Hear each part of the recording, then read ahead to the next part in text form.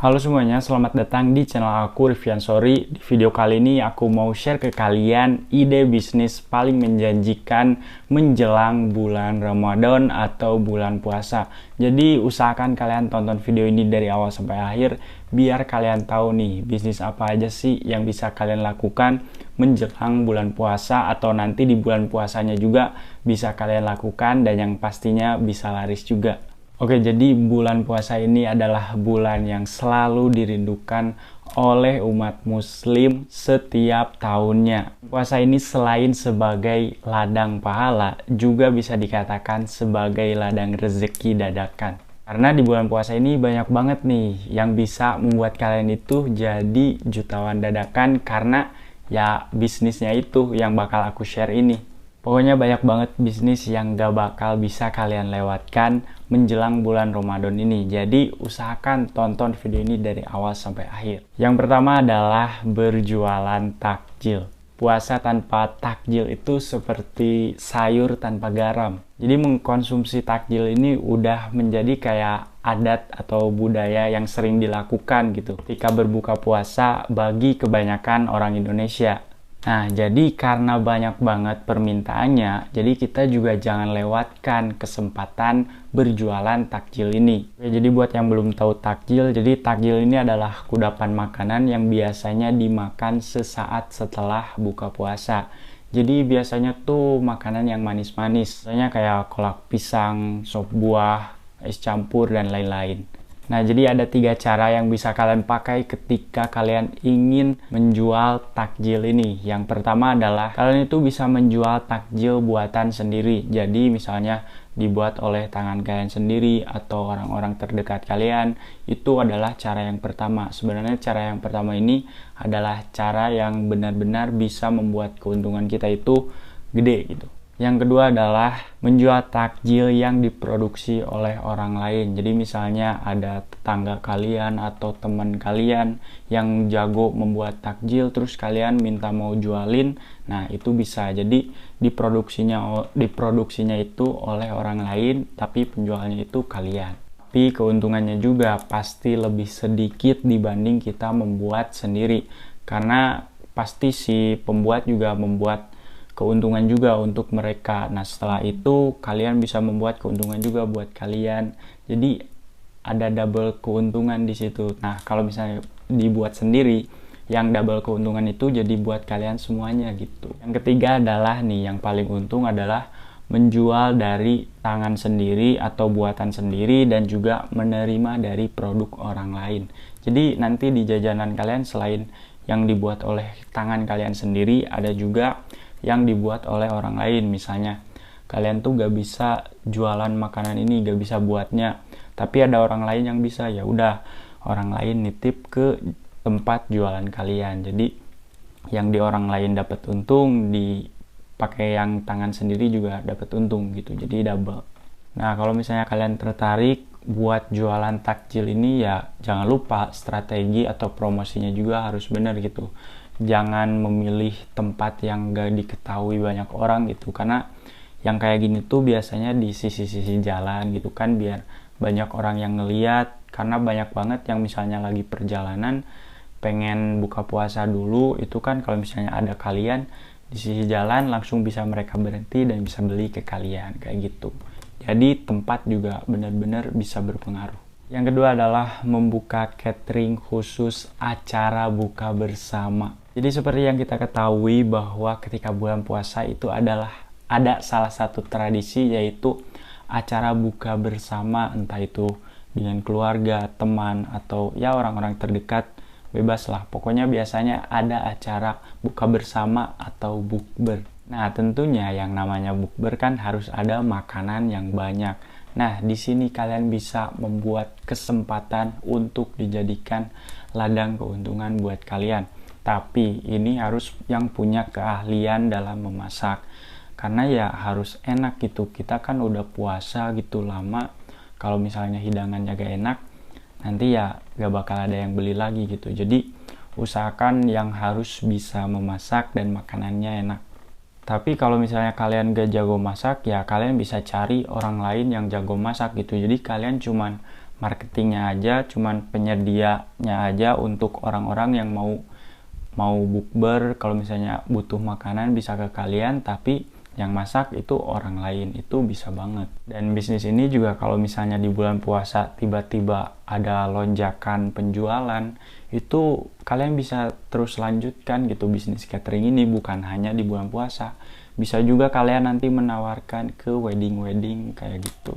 Yang ketiga adalah berjualan perlengkapan alat sholat.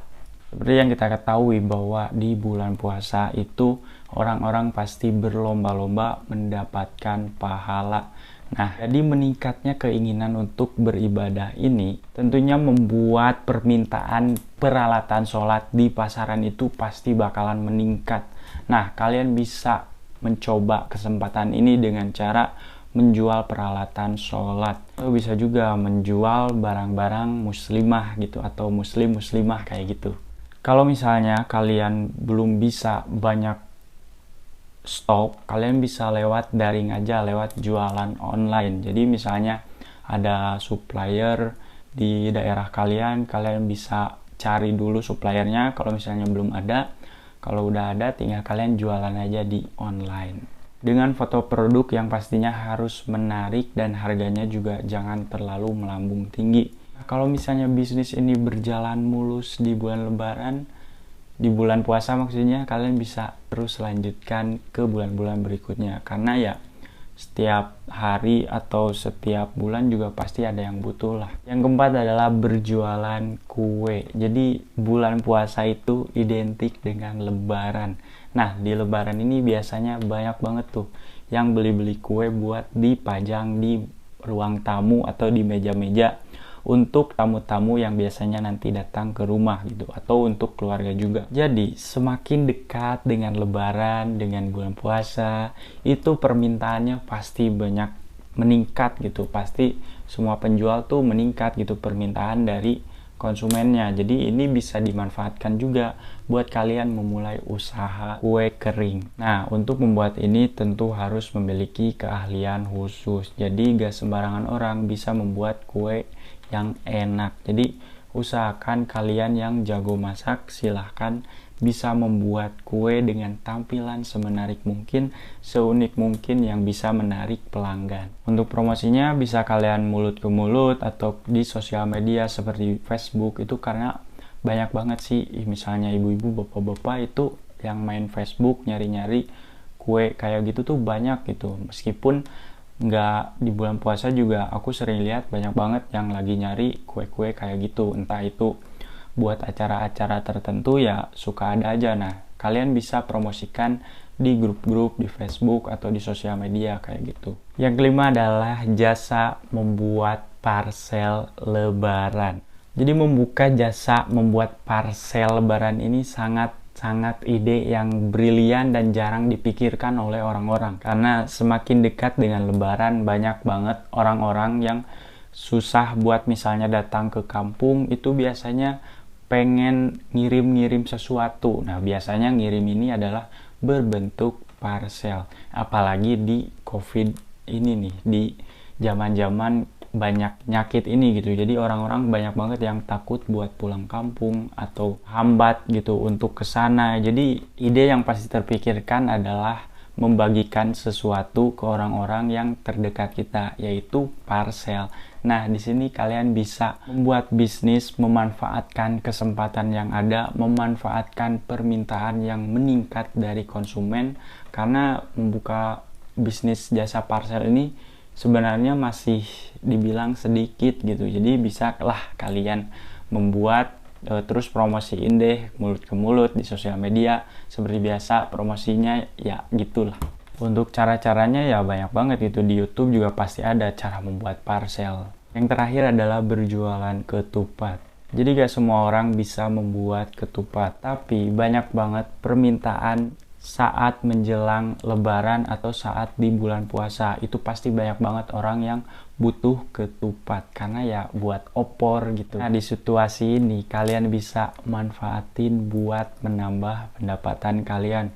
Meskipun mungkin gak banyak, tapi ya buat THR bisa lah. Kalian bisa membuat secara mandiri kalau misalnya emang kalian udah bisa. tapi kalian juga bisa menjualkan produk yang dibuat oleh orang lain. Nah, itu tergantung deal-dealan kalian dengan si pembuat ketupat tersebut. Jadi mau misalnya ini misalnya harga sekilo berapa gitu, terus kalian bisa naikin sampai harga berapa. Nah, itu terserah kalian juga gitu. Oke guys, jadi itu dia ide bisnis paling menjanjikan menjelang Ramadan dan juga menjelang Lebaran. Tapi ingat guys, yang namanya bisnis itu ada untung dan juga ada rugi. Jadi kalian harus ingat dulu resikonya.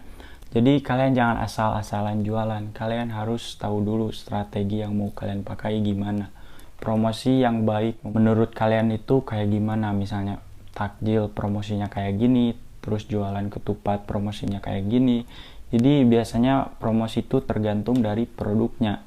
Jadi bisnis kalian bisa jalan atau enggak ya tergantung promosi dan strategi kalian di awal juga. Nah, menurut aku sih usahain jangan membuat strategi karena ingin memanfaatkan menjelang Ramadan aja atau menjelang Lebaran. Tapi kalian harus berpikir juga strategi ini bisnis bisa long term loh, bisa nanti kedepannya bisa jadi pendapatan utama kalian juga kalau misalnya memang benar-benar dipikirkan secara baik gitu. Jadi ya itu aja sih saran dari aku buat kalian semua yang udah nonton video ini dari awal sampai akhir. Makasih banget, dan juga maaf kalau misalnya agak jarang upload karena ya banyak kesibukan lain juga. Tapi insya Allah aku bakal sering upload juga, dan mungkin sebentar lagi bakal 90.000 subscriber. Thank you banget buat kalian semua yang udah support aku sampai sekarang di 90.000 subscriber. Itu kayak yang gak nyangka aja gitu, karena kan dari dulu tuh gak kepikiran bakalan bisa segede ini gitu, karena ya dulu bener-bener susah banget buat jadi YouTuber. Itu bener-bener susah lah, karena ya dengan keadaan juga, terus setiap video juga kameranya suka burik, itu dulu tuh suka burem, terus poek gitu, gelap gitu kan. Tapi ya semakin sini ya aku semakin memperbaiki aja kualitas aku, dan juga semoga terus bisa bermanfaat buat kalian semua. Pokoknya kalau misalnya ada yang ingin ditanyakan, silahkan kalian komen aja. Kalau misalnya ada request video juga, kalian bisa komen di bawah. Pokoknya stay tune terus, see you in the next video.